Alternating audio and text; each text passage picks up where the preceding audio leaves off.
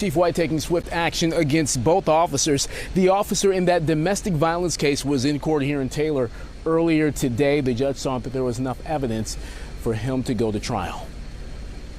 Detroit cop Otis Funches Jr. bound over to circuit court and headed to trial, accused of roughing up his girlfriend. He's charged with assault with intent to do great bodily harm, interfering with the crime report, and domestic violence for allegedly choking out his girlfriend, who's also a Detroit police officer. The incident said to have happened in the city of Taylor back in August. When we looked into the facts of the circumstances, we found some troubling information. Detroit Police Chief James White says he moved quickly to suspend Funches without pay. I've said it many times, it's a privilege wearing this badge. It is not a right. And in order to participate in that privilege, you have to conduct yourself. We're held to a higher standard.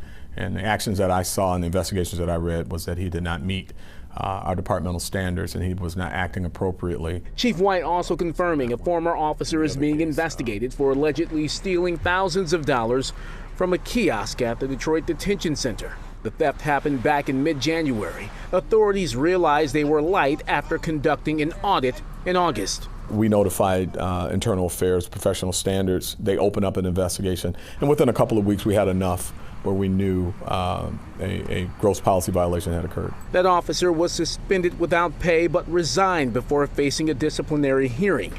DPD is pursuing criminal charges against him, and that's not all. But there's some things I can do to ensure that they won't be back to the department, and there's some notifications I can make to ensure that they don't get jobs in other law enforcement agencies, and I have a responsibility to do that.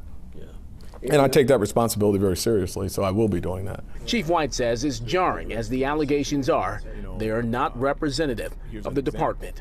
I can point to examples of outstanding police work. I can point to an example of officers saving lives on a day in and day out basis, going to barricaded gunmen where people are armed and threatening to kill themselves and threatening to kill others, people who have shot our officers, and our officers have returned fire, striking them, and then immediately go into a life-saving mode and saving the person who has shot one of our officers. The overwhelming majority of the men and women in this department do a fine job, and they don't want bad officers giving them, putting us in a bad light either.